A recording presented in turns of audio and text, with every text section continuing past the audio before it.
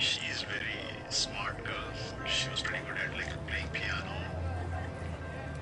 One day she was sitting on the dining table and doing her homework, and suddenly she kind of collapsed.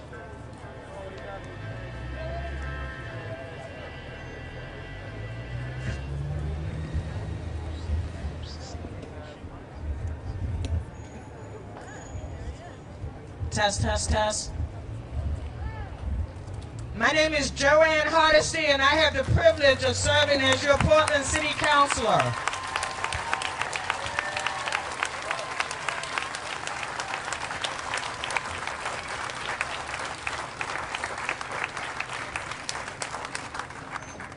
I just want you to know that I see you. I see that you're not going to take this anymore.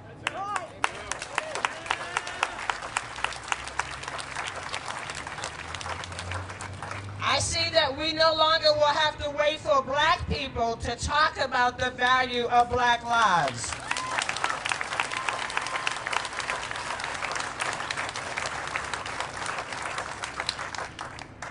I just want you to know how grateful all of us are that whatever you were going to do today at 11:30, you decided that you had to be here.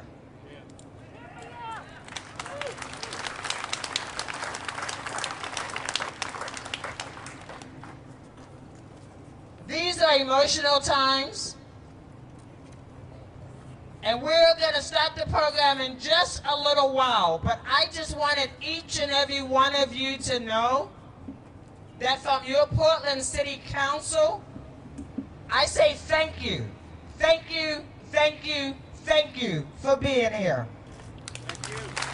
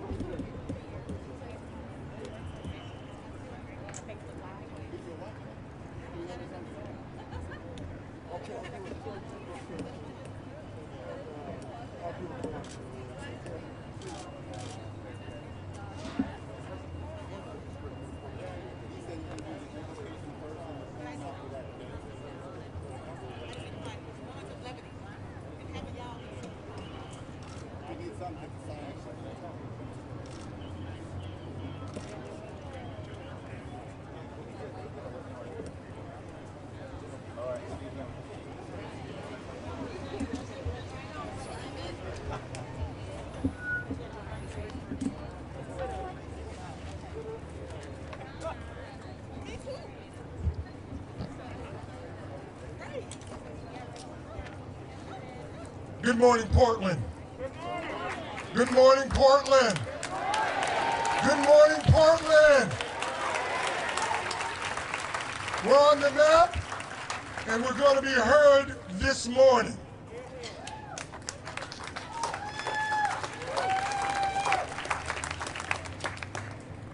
Somebody get that for me. Reverend Dr. Mondade will be here shortly. He asked me to do an invocation. What I recognize is that not all of us are of the same faith traditions. Some of us are not of any faith tradition at all. So out of the respect for the diversity of people that are here today, would you just bow your heads and let's be thankful for another day. Our Father and our God, we thank you for this day. From the rising of the sun to the going down of that very same sun, we thank you for our lives. We thank you for the reason why we are here. We are here because we demand justice in our world. We demand righteousness in our world. We demand righteousness in our cities and in our streets, among our law enforcement and from our government. And we will not be moved until the day that justice rolls down in righteousness. So we give you thank you and we give you praise in the wonderful name of him or her or whoever created us. We give you thanks. Amen.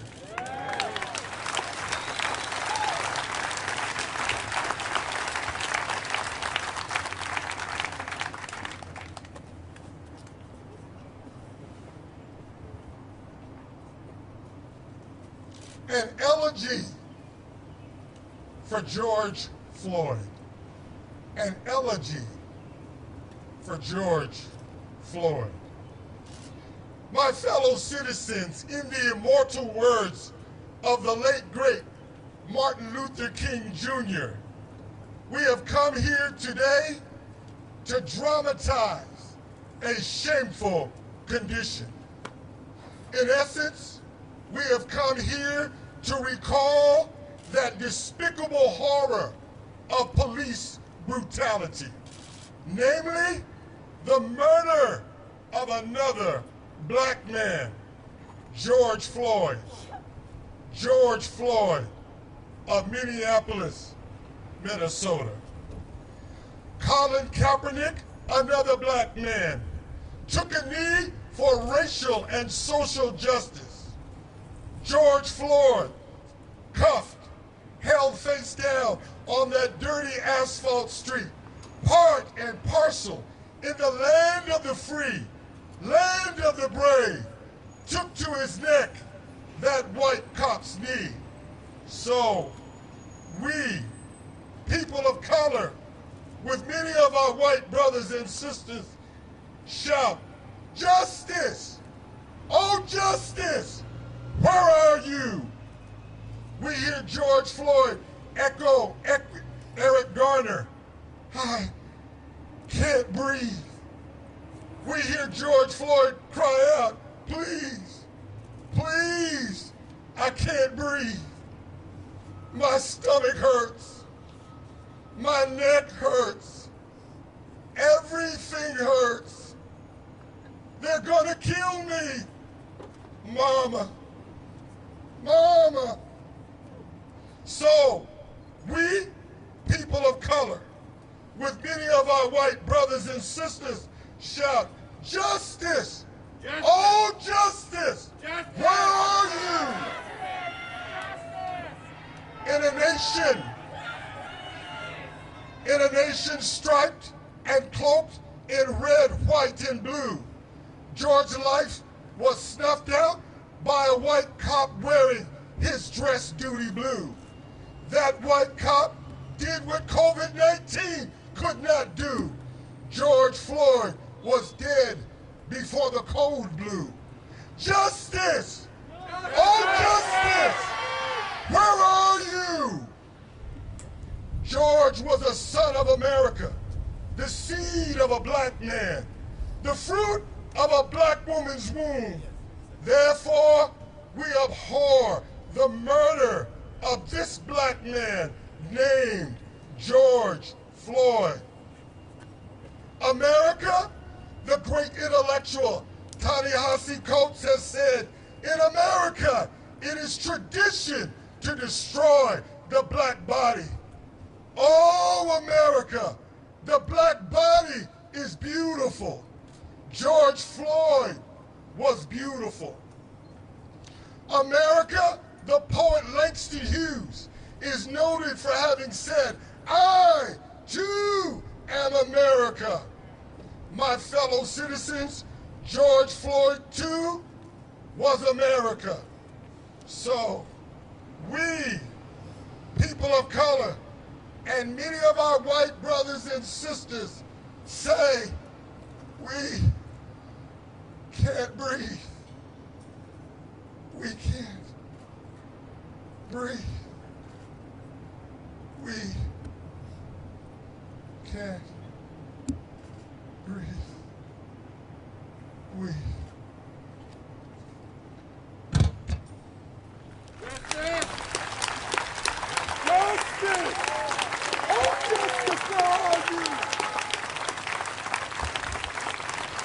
we want? What do we want it? What do we want? What do we want it? What do we want? When do we want it? What do we want? When do we want it? All right.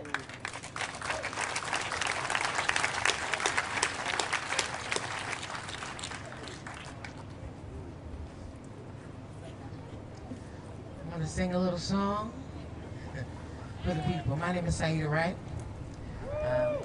Born and raised in Portland, Oregon. Thank you. I'm going to do the Black National Anthem for you all. Lift every voice and sing. It's a beautiful piece of poetry that just outlines, thank you for standing, yes. It outlines, you know, the struggle and the plight of Black people, but what I love is that it is very inclusive.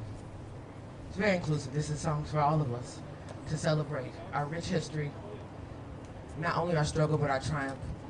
And so I pray that you're blessed by it. Once again, thank you for standing. We do appreciate it if everyone does stand because it is an anthem for our people. And since we're here to celebrate, if you're able, thank you.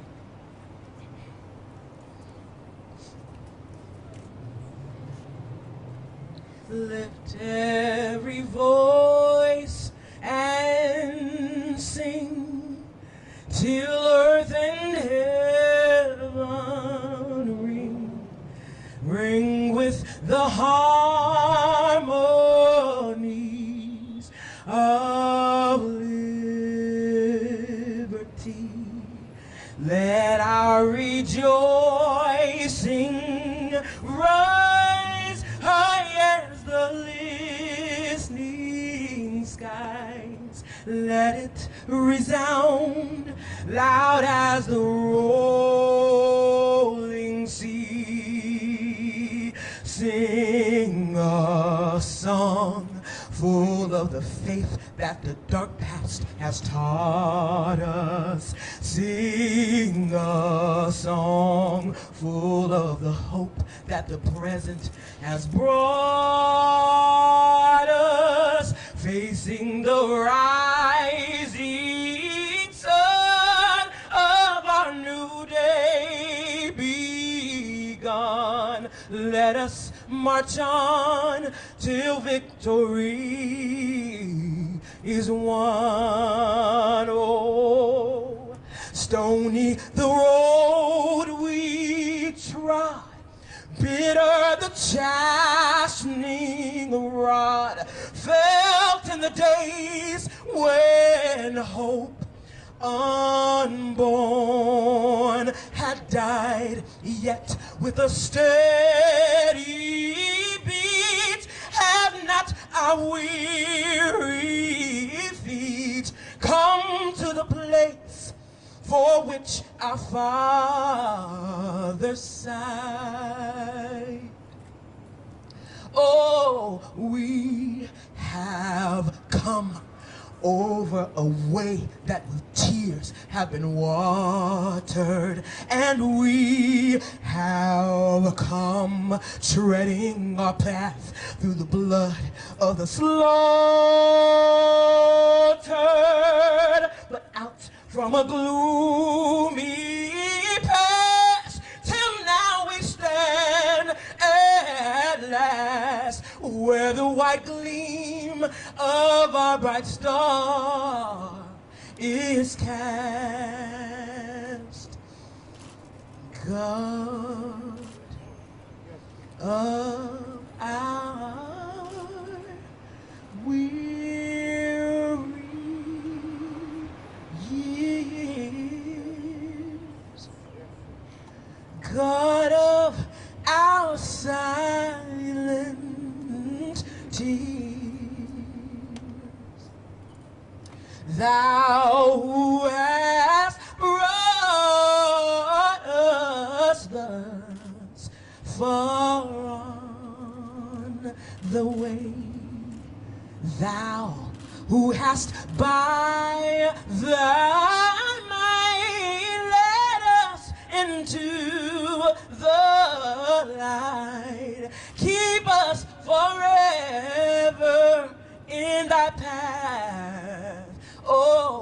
pray, lest our feet stray from the places, our God, where we met thee, and lest our hearts, drunk with the wine of the world, we forget thee, shadowed beneath thy hand, may we forever stand true to our God and true to our native land.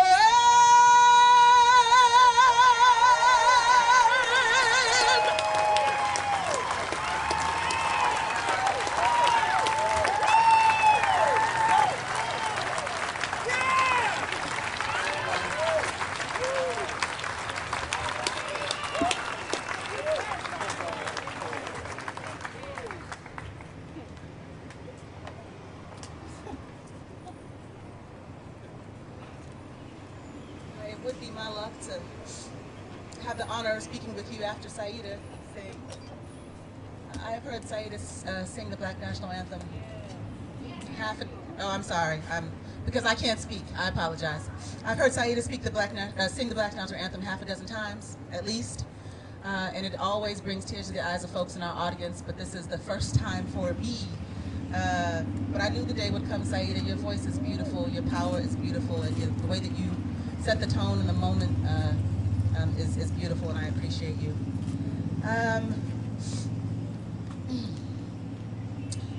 Good morning, everybody.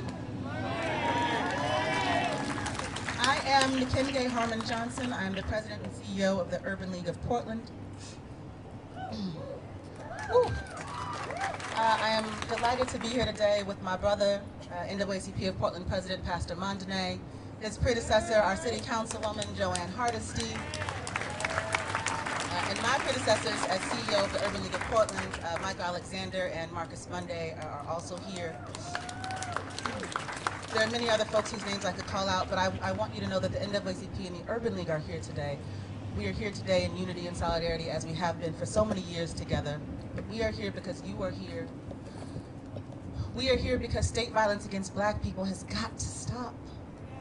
We are here because state violence against Black lives has got to end. It is enough. It is more than enough. It is too much. I tell people sometimes that when I was a kid, I was in middle school at Harriet Tubman, just a couple blocks from where my office is now. I believed that racism would be over by the time I was this age. I was a little organizer, and we were trying to change the name of Union Ave to Martin Luther King Boulevard, and we were working hard to make that happen.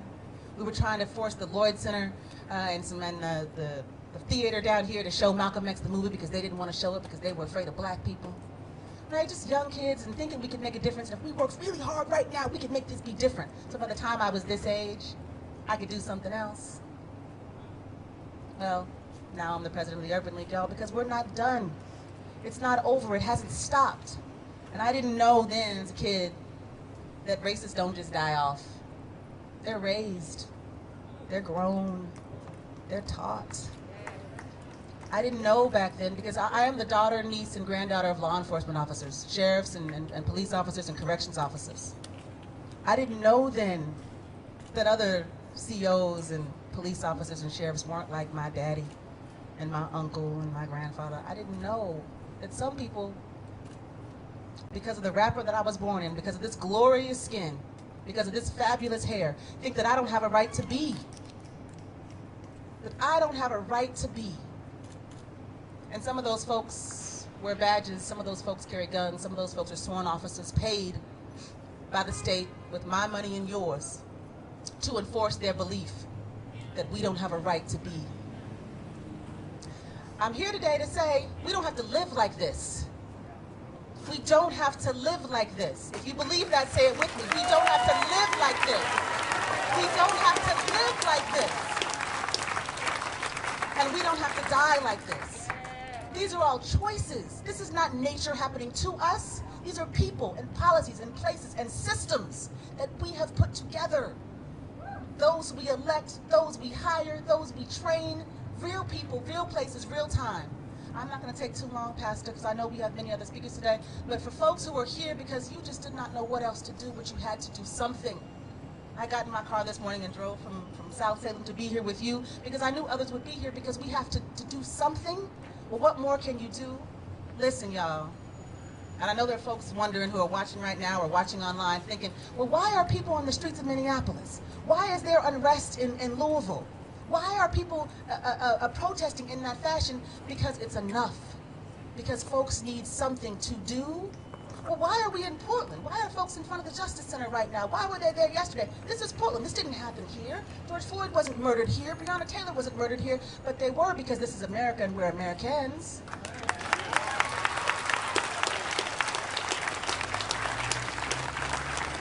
But also because it could have just as easily have been Portland.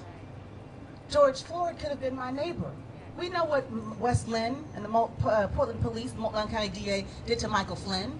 You've read those stories. That could have been that brother. In fact, it was. But for the grace of God, he is still with us. So what can you do? The Portland police are up for a new contract right now, y'all. The way that we hire, the way that we train, the way that we enforce rules in our Portland police system, it's all wrapped up in that contract. So if you give a darn about that, if you want to do something about that, if you want to be able to fire bad cops, if you want to be able to hire better cops, if you want to have them get better training so this doesn't happen in our community, call your city council right now and tell them, I want a better police contract and I want it now. Call your mayor and tell them, you want a better police contract and you want it now. We want accountability. One where we can create real justice in this community. Call your DA and tell him right now, not tomorrow, not later, because we don't have to live like this. We won't live like this. Say it with me, y'all. We will not live like this. We will not live like this. We will not live like this. Thank you so much for being here today.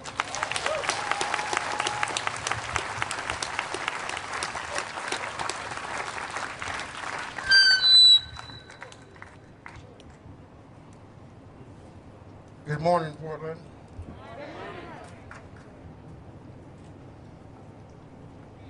This is a eulogy for Black America.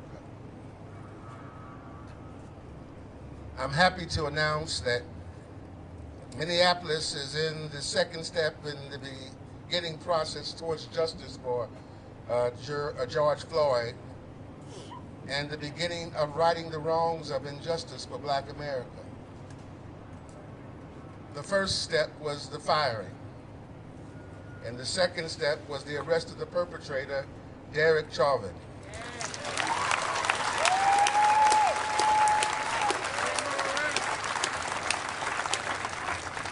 The third step is to arrest the accomplices, and the fourth step is the charge of murder.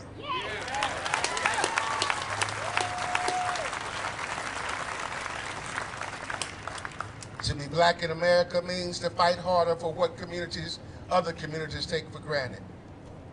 I want to warn you, beloved community, we cannot view this as a ceiling when it's no more than a dance floor. We can't start shouting hallelujah just yet. For the fundamental act of justice should be expected for all people. We can't stop now. Somebody say we can't stop now. This is but the first step of a broader embrace of the majestic sweep of injustice that will clear away the cobwebs of inequality that has existed in the culture of racism woven into the very fabric of this our society. This week, the nation played witness to yet another slaying of a Black man at the hands of police, George Floyd, a 46-year-old Minneapolis resident, crying out for his mother as a cop stood on his neck, crushing the light from his body. As a result of that, Floyd's family joined the company of countless Black parents who have seen their greatest fears realized. The ever-present dread of Black parents that their children will become yet another statistic of police brutality has once again been proven justified. The sinister irony of law enforcement officers sworn to protect and serve the public, terrorizing the black community, serves as our greatest national embarrassment.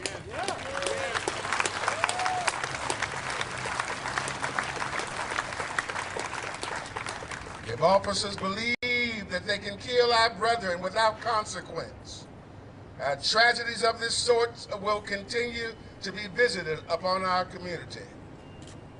What happened to George just didn't happen per chance. This kind of disregard for human life doesn't just show up and begin to show out.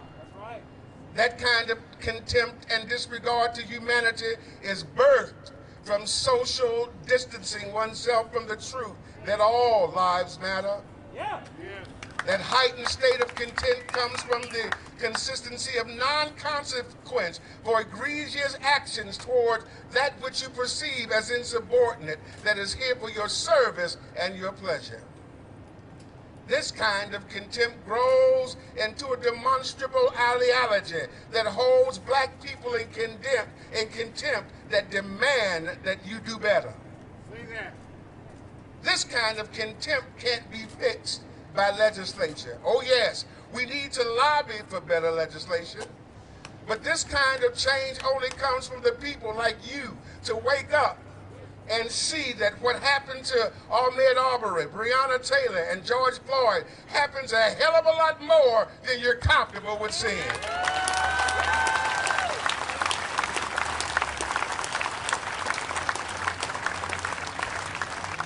For the wider public view, the reality of police brutality can seem an inconvenient truth.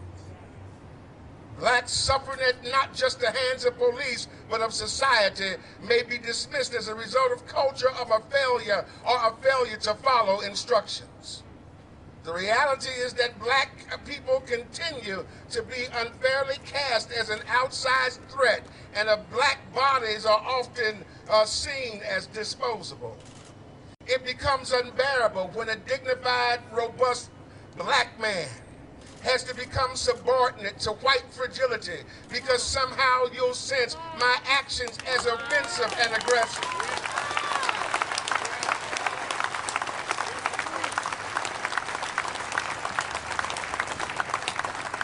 It's enraging when you see my motivation to be sinister and suspect due to the color of my skin. Brother Martin's dream suggested that one day we judge each other by the content of our character and not the color of our skin. And the only way you can judge the content of my character is by knowing who I am and embracing me as an equal.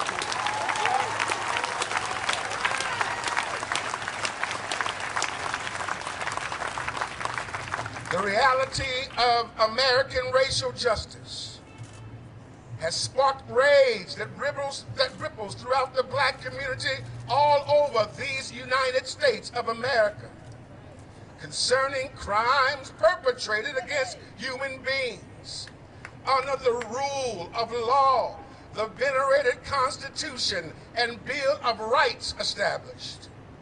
In a just nation, all citizens must be afforded the same protections under the law.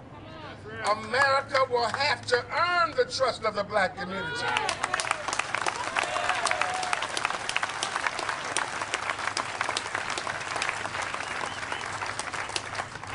If we are to move forward together, you need to know who we are. And more than that, you need to know that this is our country. This is the space, come on, that we were brought to unjustly and built while you watched. Oh, you might as well say yes. This starts with a very painful but necessary reflection of the pattern of beliefs and behaviors that lead to tragedies like the death of George Floyd. God bless you.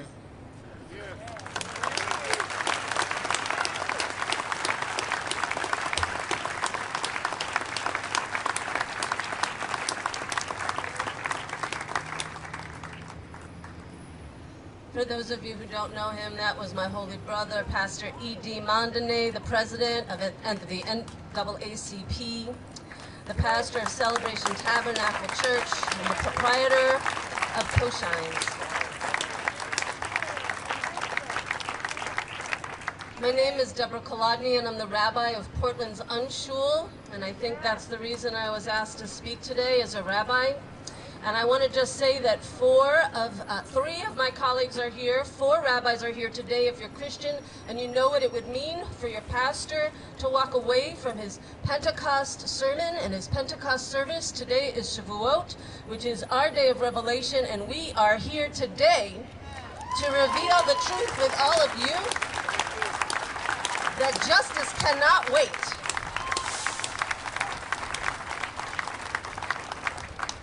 Some of us studied all night long last night, and from that altered state of consciousness, from lack of sleep, we can feel and maybe actually be closer to God.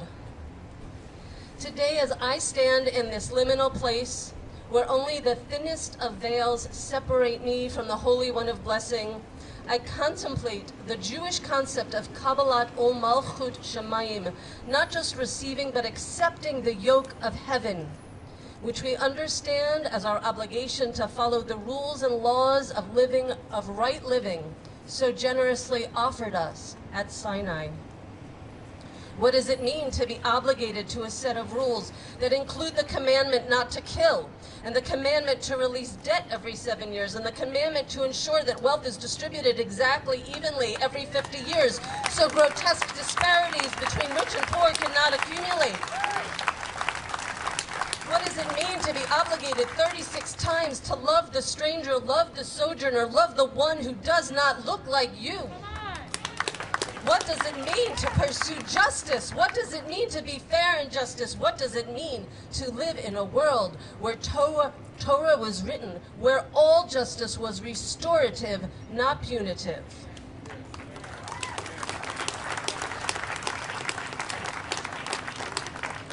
It means that we must rise up and say no to both citizen and state murder of our black neighbors.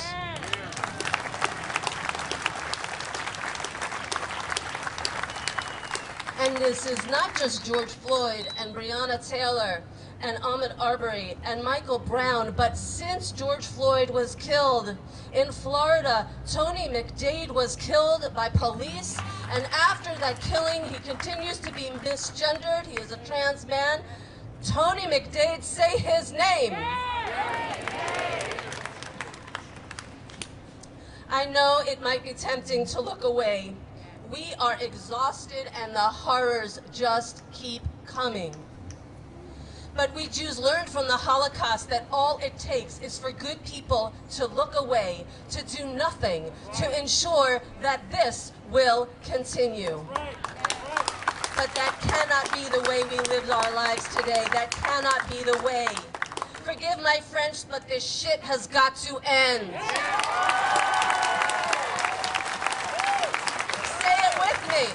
We must end. The war on drugs. We must end. The war on sex work. We must end.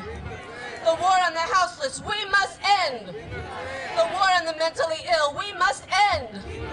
Mass incarceration. We must end. Broken windows policing. We must end. The militarization of the police force. We must end. The war on black lives. The obligation is upon us, and the yoke of heaven demands us, and please hear me loud and clear right now. We white people must take responsibility. We have failed, and failure is no longer an option. We cannot claim ignorance. And if one more generation of black people has to live with the nightmare of citizen and state-sponsored lynchings, the collective sin on white people in this world might not be eligible for atonement anymore. For all we know, it's too late. It is upon us It is upon us.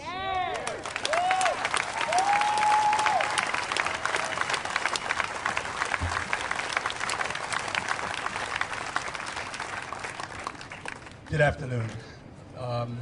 My name is Mike Alexander, and I had the privilege of serving as past CEO and president of the Urban League of Portland. And I'm delighted to be surrounded by Nkenge and Marcus Monday, my predecessor. When Pastor Mondane reached out and asked if I would offer some brief comments, I didn't quite know where to start, but for some reason I was drawn to a song by Andra Day, Rise Up. And there's a line there where she says, all we need is hope, and for that we have each other. And as I stand here today and I look at this crowd, I know that hope abounds. However, it can't be the only thing that connects us. What also has to connect us is outrage.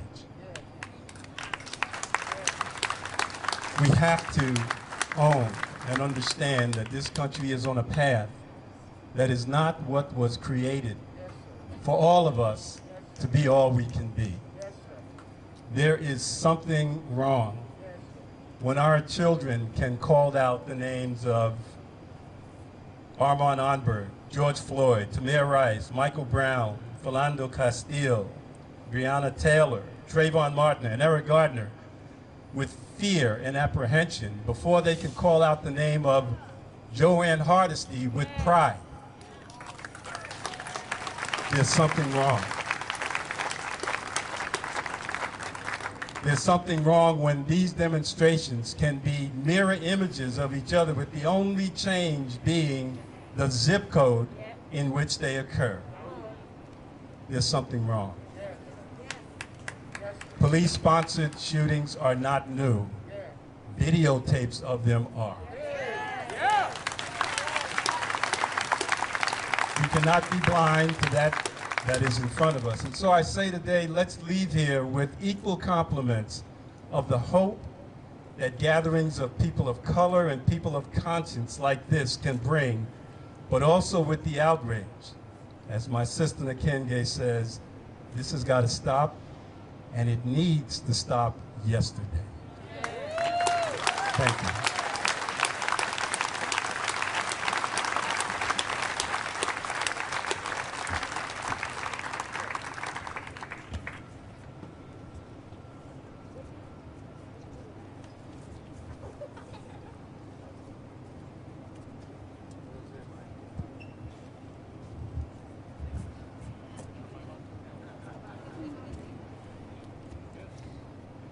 My name is Rabbi Ariel Stone. As my colleague pointed out, today is Shavuot. It's a harvest holiday of the Jews. It's celebrated by Christians under the name Pentecost.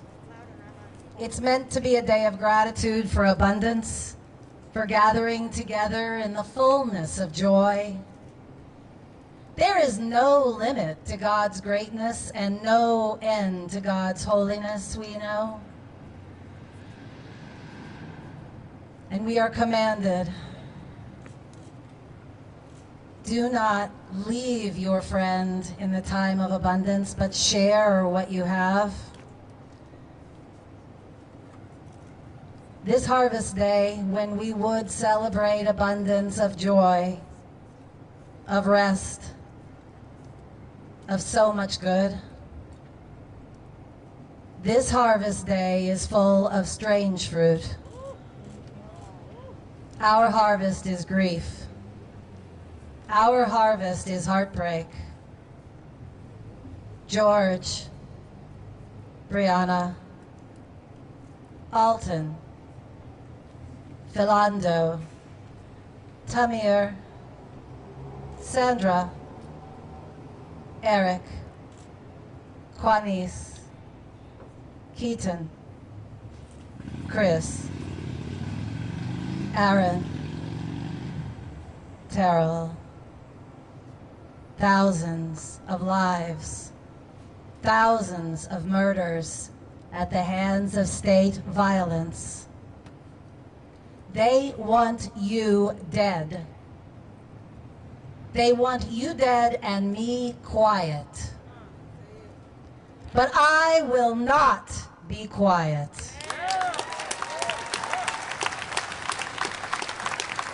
For the sake of Zion, I will not be silent. For the sake of Jerusalem, I will not be still, till our victory emerges resplendent, and the triumph of justice like a flaming torch. I will not be silent until justice bursts forth like mighty waves crashing against rock, and righteousness like a great flash flood, destroying any building, any institution that stands in its way.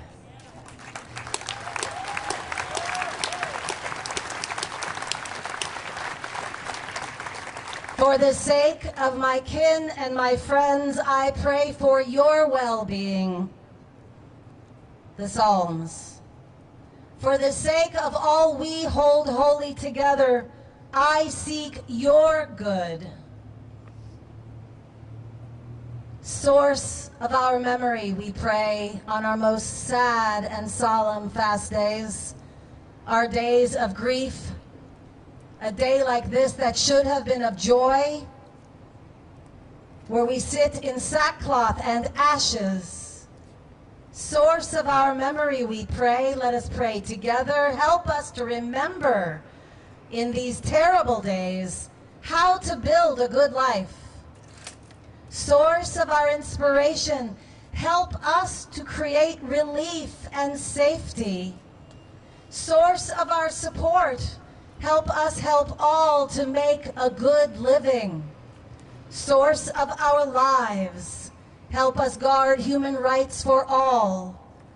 Source of our wholeness, help us to find our way past recrimination, guilt, and blame, and toward a world of peace and wholeness. May we gain it as we grant it. May we know it as we make it. May we see the better world that we insist upon the justice to summon. May we feel a sense of answer while we yet seek the question. Before we know we are asleep, let us awake. While we wander in this wilderness, let us hold up for each other the light of every precious soul. Black lives matter. Or no lives matter.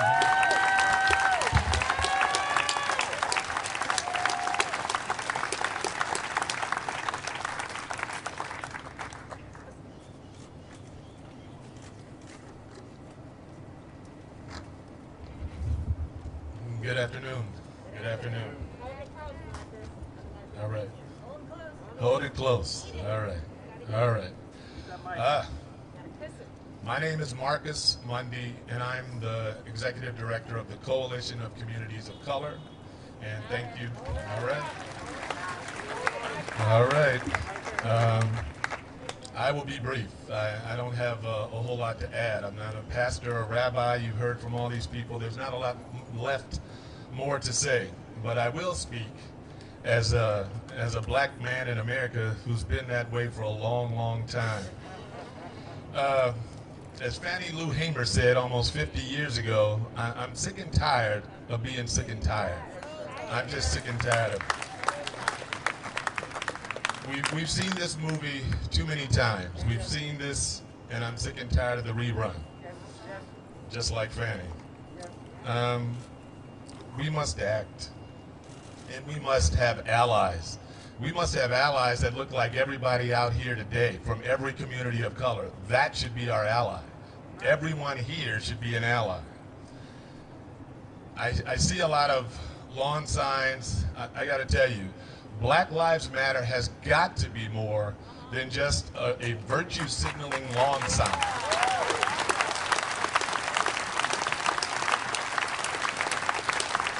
Black Lives Matter has got to mean something. You've heard them say it. All lives matter. Black lives, it's got to mean something. Dr. King, everybody's favorite quote, but the ultimate tragedy is not the oppression and cruelty by the bad people, but the silence over that by the good people.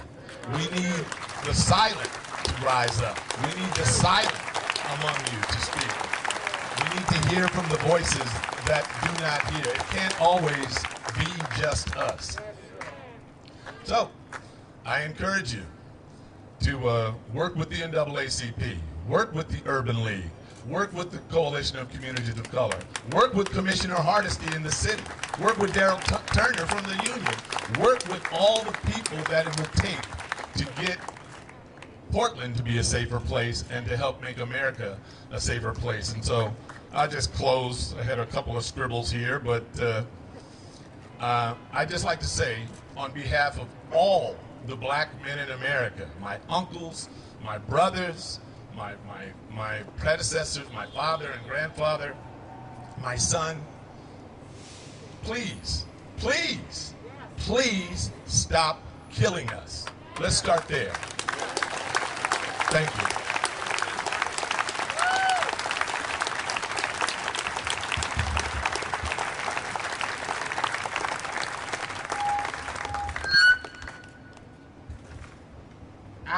Marcus, that should be a tagline. Stop killing us, right?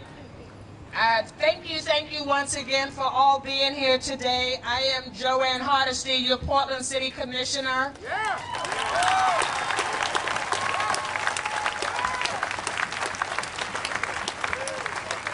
I am humbled each and every day by the privilege of representing you and your voice on Portland City Council. Because I have to say, this didn't exist on the City Council before I got there. There are good people that I serve with, but if you do not have the lived experience, then all you're doing is having a philosophical conversation.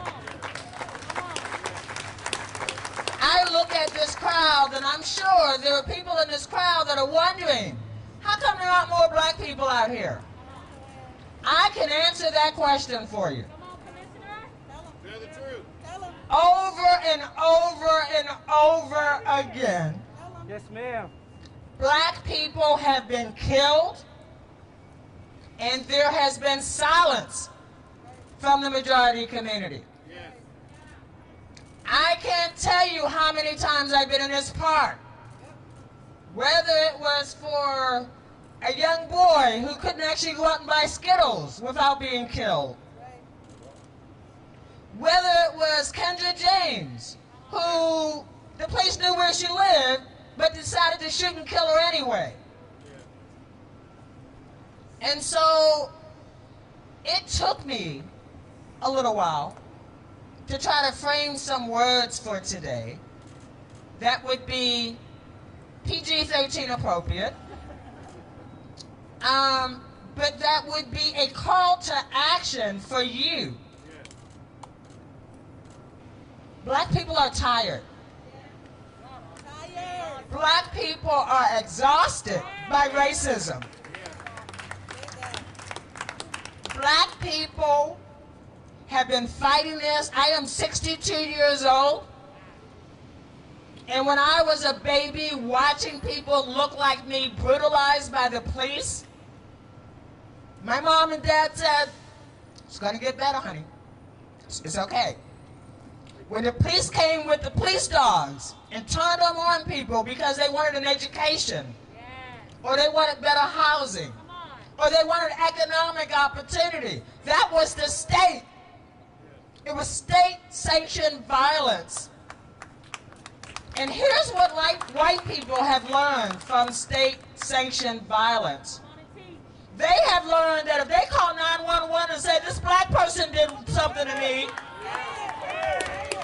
they can almost rest assured that when the police show up, they're going to run over the white people to get to the one black person that's standing there.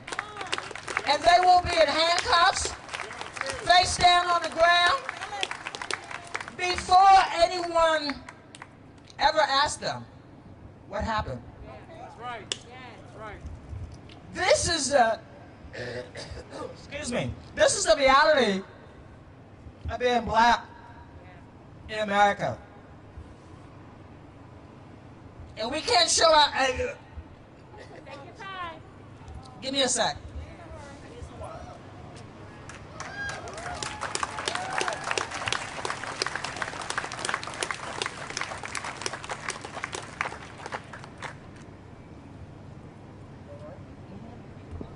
I'm okay.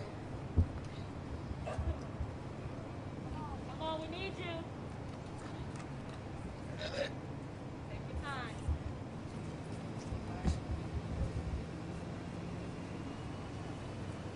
What do we want? Justice! What do we want? Now! What do we want? Justice! When do we want it? Now! What do we want? Justice! When do we want it? Now! What do we want? Justice! When do we want it? Now! What do we want? Justice! When do we want it? Now! Make some noise in this forum.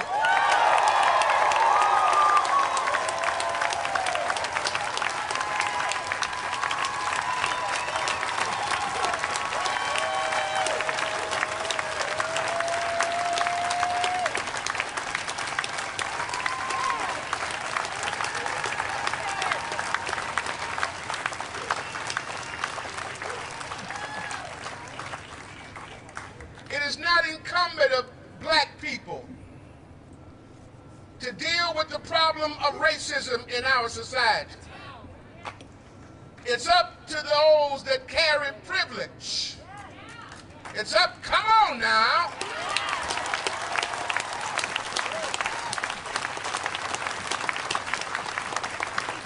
It's up to those who are allowed to be stakeholders. That you stand up and say it loud. You no longer can hide in the shadows of injustice. You no longer can hide in the cracks where no one can see you and you act as if it doesn't exist. You're going to have to talk to your grandmama. You're going to have to talk to your granddaddy. You're going to have to talk to your aunts and uncles at the dinner table. You're going to have to talk to those people that's hard to talk to. You're going to have to tell them that you're racist. Come on, Kim. And you're going to have to do something better.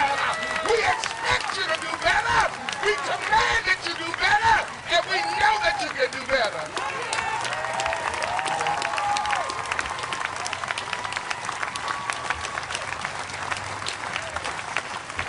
You know, I always get in trouble when I come to these rallies and I forget to eat, I forget to drink lots of water, and my people are always on my case about that. But I'm going to take care of me because I need to help take care of you, right? So let's see, where was I? So it would be easy for us today to say that this is a police problem. But I want to tell you that it is not a police problem. Police is a weapon, a tool, that continues to be used to sacrifice black lives. It would be easy to say if we just train police better, black people wouldn't be dying every single day. But that would be wrong. The reality is, it is that white America has accepted the fact that black and brown bodies are expendable. That in order for you to feel secure, you have been silenced while our bodies continue to pile up. So that is the reason there aren't more black people here today. Because we've seen the cycle. We've seen the cycle. See a video? Take your time. Take your time. Take your time. I ain't gonna finish this if it kills me.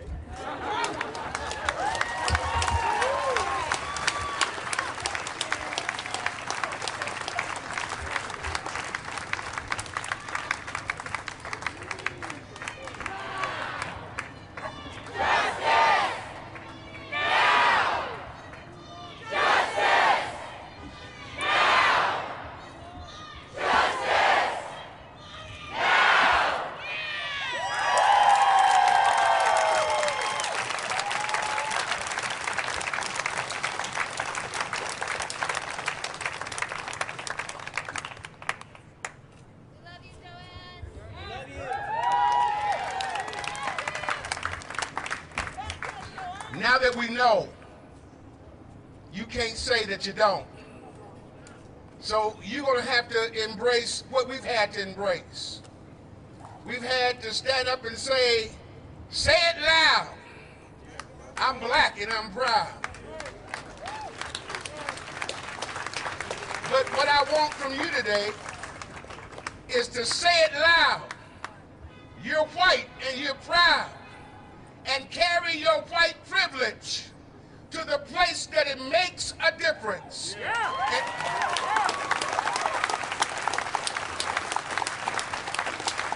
And not only that, you're going to have to make the declaration and stand up with your brothers and sisters and say, I'm not going to let nobody turn me around. Ain't gonna let nobody, turn me around. Hey, turn. Ain't gonna let nobody. We're gonna keep on marching, keep on talking, walking up the freedom's way. Ain't gonna let nobody, turn me around. Hey, turn me around. We ain't gonna let nobody. We gotta keep on walking, keep on talking, marching up to freedom's way. Come on in here. Ain't gonna let nobody, turn me around. Ain't gonna let nobody. We gotta keep on walking, keep on talking, marching up to freedom's way.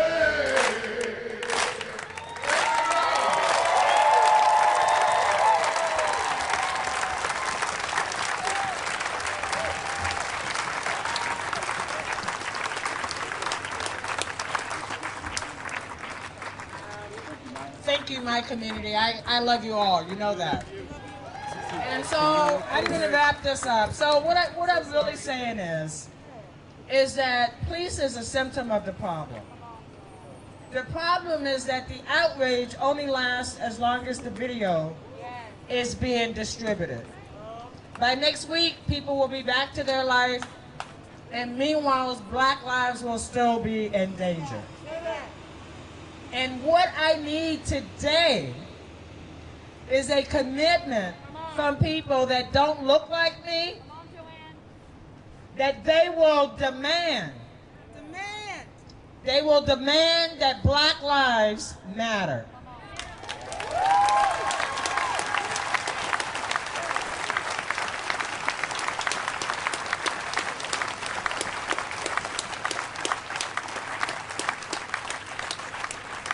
I was going to read a statement from the mayor, but I won't. Yes. I will post it. Yes. Take care of yourself. We need you. I'm going to go home.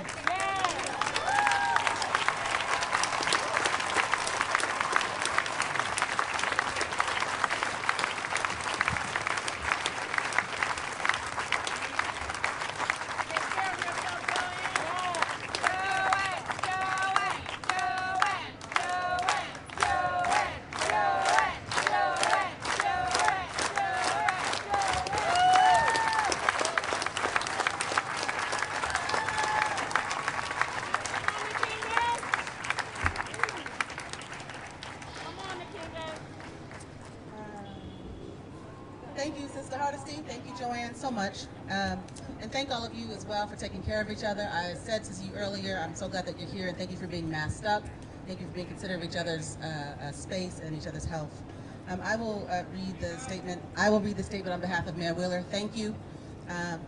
Good morning. As your mayor, I stand with you in solidarity here today.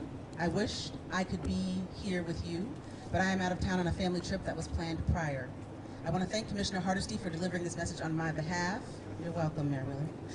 Like many of you, I have spent time this week reflecting and mourning the murder of George Floyd and what we continue to witness around this nation. George Floyd's murder has weighed heavily on my thoughts, so has Breonna Taylor and Ahmaud Arbery and Atiana Jefferson. A disproportionate amount of our black friends and neighbors are systematically killed over and over again. I am tired. I'm exhausted. I know you are too. You know this. Racism has been a long festering wound. Excuse me for one thing. I know you guys want me to go home, but I want to acknowledge our new DA, Mike Smith, who's going to make an incredible difference in justice in Montgomery County. Love you, Mike.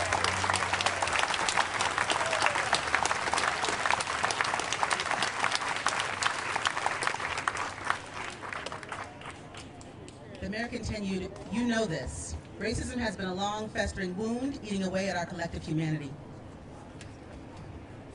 Anti-black racism is what compelled an officer to suffocate an unarmed black man, ignoring him while he pleaded for his life, saying he couldn't breathe, and then crying out for his mother as he suffered. Where is our humanity as a nation? We are in a moral crisis. It will take a moral movement to reset the compass back towards justice. Mayor Wheeler continues, we need a moral movement that will include people from all walks of life, standing together and demanding change. This cannot rest on the shoulders of the black community alone. I stand with you in asking those in leadership positions, like my colleague Commissioner Hardesty and myself, to help us heal the soul of America by standing up against and changing immoral and inhumane policies that bring violence against the poor and vulnerable in our communities. These policies have impacted communities of color and specifically black communities for too long. We cannot be silent when injustices are done in our community that impact specific populations. I know we have more work to do. To the beloved community, I know we can be. It is going to take all of us working together and standing together. Amen. That's a fact. This is not the time to point fingers or to tear each other down, but to work towards healing our communities that have had to live through systematic racism and lose their daughters and sons too early. Again, I remind you, these are Mayor Wheeler's words. We have to do better. We have to be willing to stand alongside our black community and not just call out racism when we see it, but meaningfully take a stand against it. We have to be willing to interrogate our own biases and the ways in which we've been complicit in structuring of a society that makes black death routine. We all need to be on the front lines, as white people, as people of color, all of us, together. The black community has had to endure the devastation to their families for far too long. This is not an isolated case. This happens all too often nationally. Mr. Floyd is another serious case that challenges the soul of our nation. There are many more names that we know of in recent history, but there are many more names and families impacted that we do not know of. The mayor closes by saying, enough is enough. Portland, let's move together, not one step back. We will rise together through this stronger.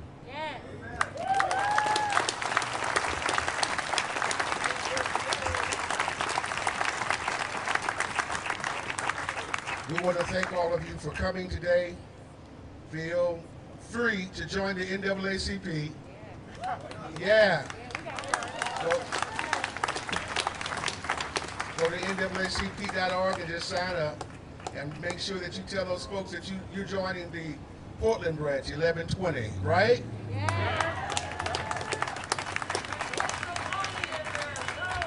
And put some money in there too. We're so grateful for all of our speakers, Nakenge Harmon Johnson from the Urban League, Michael Alexander, Marcus Monday. You know who you are, Deborah Kolotny, Rabbi Ariel Stone. Is Mike Crenshaw here yet? Okay, so I guess we, and poet Emmett Wheatfield, we're so glad for all of you who have come. We're so glad to see our new district attorney, Brother Smith, with us today. Thank you so much for being here. You've got your marching orders and you know what to do. Go and do what's best. God bless you, God keep you, and we'll see you real soon.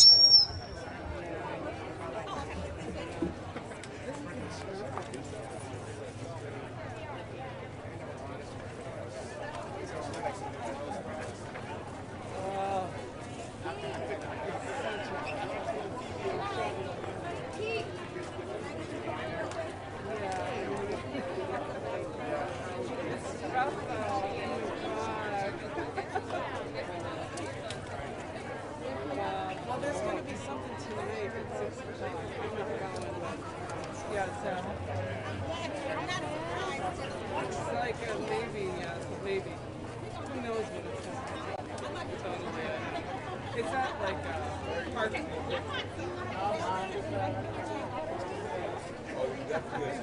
Very glad to say that. Anyway, I think it's at Peninsula.